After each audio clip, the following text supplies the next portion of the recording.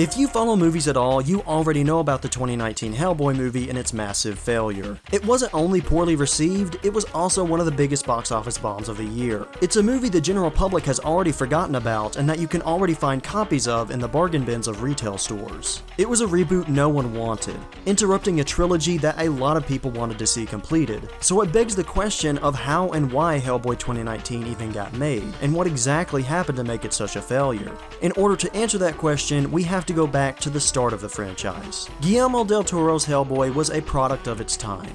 It was made back when the general public hadn't completely embraced the idea of comic book movies yet, but they were still successful enough that Hollywood studios were willing to make them. The first movie itself is pretty mediocre, with a boring villain, a meandering plot, and an annoying one-note character who only serves as the audience perspective. However, what made the movie work was Ron Perlman's charming performance as the Red Demon himself, and Del Toro's visual style. What really made Hellboy a cult hit as a movie franchise was Hellboy 2: The Golden Army. Hellboy 2 expanded upon the intricate set and creature designs from the first movie, improved upon the story, added a more compelling villain, fleshed out the characters to be more endearing, and emphasized a much more fun tone. The entire movie is very charming and unique compared to most comic book movies, and in my opinion is one of the best comic book movies from that decade. With the first two Hellboy movies being moderate successes and Del Toro planning to make a third movie, it's a wonder why Lionsgate didn't greenlight the conclusion to the trilogy rather than just rebooting the entire franchise. However, the answer to that question is not that simple, and in actuality, a tangled web of events surrounding the third Hellboy led to the creation of the Hellboy reboot.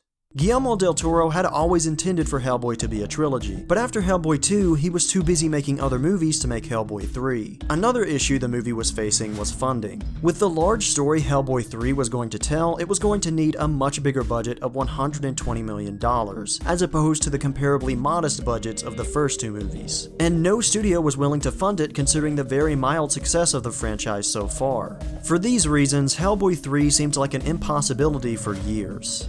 But eventually, developments on it began again after Ron Perlman dressed up as Hellboy for the Make-A-Wish Foundation. Ron Perlman and other Hellboy fans began rallying on Twitter for the conclusion to the Hellboy trilogy. Eventually, Del Toro himself posted a Twitter poll promising a sit-down meeting to determine the future of the movie if the poll reached enough votes. In the end, the poll did receive enough votes, and Del Toro, Ron Perlman, and the writer of the Hellboy comics, Mike Mignola, met to discuss the possibility of the third movie, but ultimately decided that Del Toro's movie was not going to happen.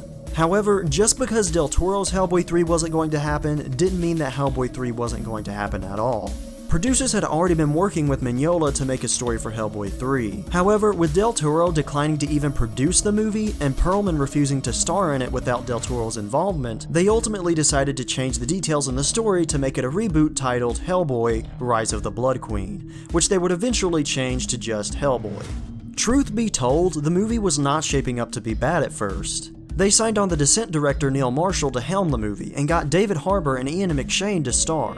With all of this talent behind it, you'd think it'd at least be a decent movie. However, production was a disaster. Before the movie was even released, news broke out about on-set drama. A report from The Wrap claimed that David Harbour would walk off set repeatedly after refusing to do more takes. The article also said that director Neil Marshall frequently clashed with producers. Producer Lloyd Levin would allegedly interrupt rehearsals and give the actors completely different directions than what the director had given them. And apparently there was also a big back and forth over the appearance of a tree in the movie. Worst of all, the producers fired Marshall's cinematographer, allegedly to send a message to the director. In an interview with Screen Rant, Mike Mignola said that he was heavily involved with the script, and admitted that they were writing it up until they actually started filming. This adds to the claim in the Wrap report that said that the script was rewritten throughout production, most notably by actors David Harbour and Ian McShane.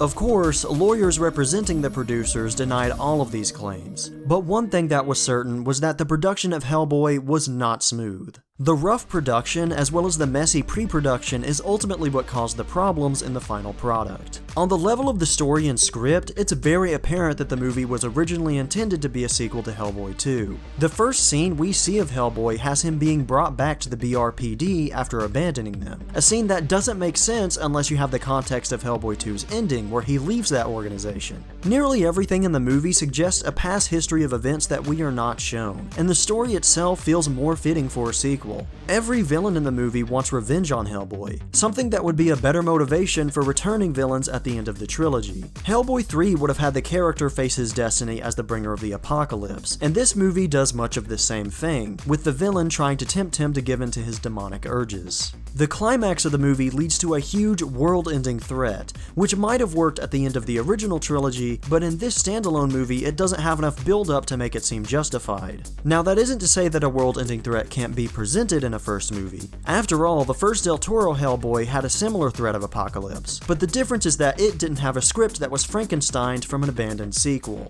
It's easy to dissect the movie as you watch it and try to decipher which elements were changed for the sake of a reboot. For example, the death of Hellboy's father at the end of the movie could have easily been the death of Liz in the script for Hellboy 3, which would have been a lot more dramatic for the character and would have understandably led to his actions afterwards.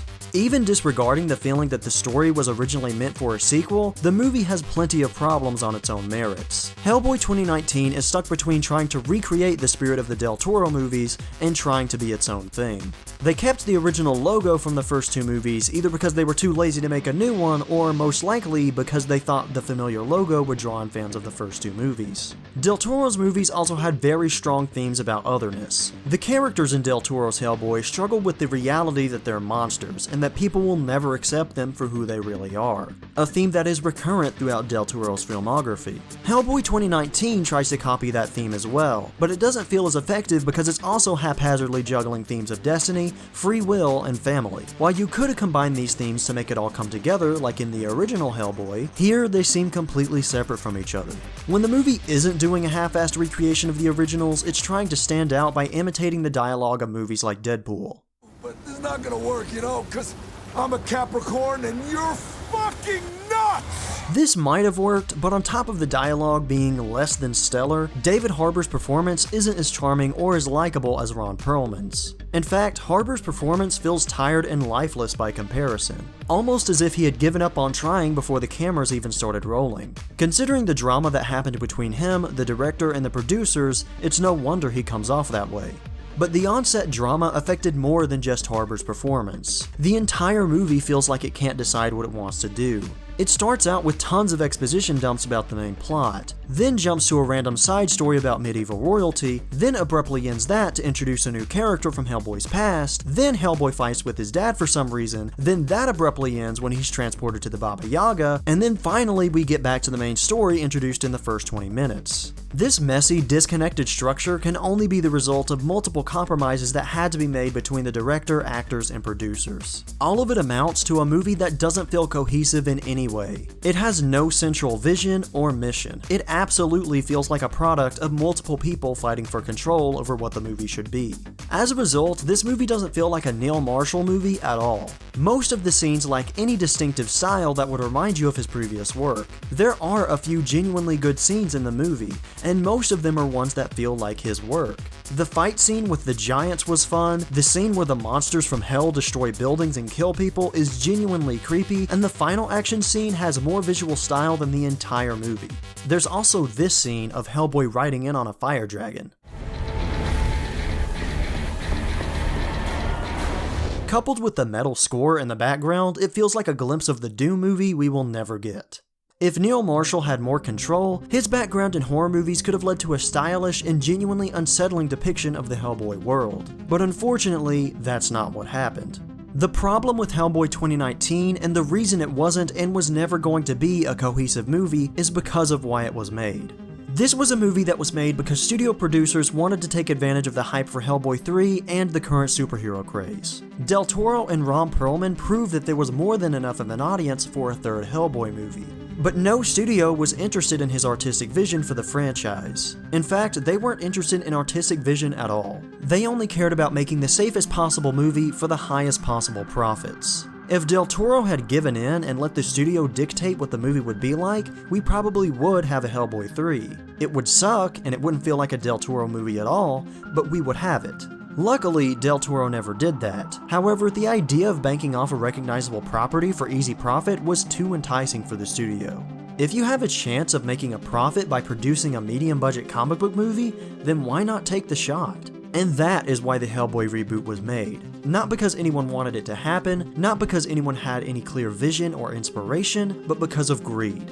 Neil Marshall was never going to have any kind of control over the movie. This was a movie made by the studio for the studio, and they were going to keep it that way. Unfortunately for them, their struggle to stay in control of the movie ended up ruining the quality of the final product, and ensured its eventual financial demise. Hellboy 2019 is an example of how the Marvel way of making movies can go terribly wrong. Marvel doesn't give their directors a lot of freedom, but at least their movies come out entertaining and feeling cohesive. While Marvel movies feel very controlled and intentional, Hellboy feels messy and unfocused as a result of having too many cooks in the kitchen. It's a movie constantly fighting itself over what it wants to be, what it wants to say, and the style it wants to present. It's the ultimate example of how studio greed and lust for power in the superhero era can lead to disaster. I'm Randall the Vandal, and thank you for watching.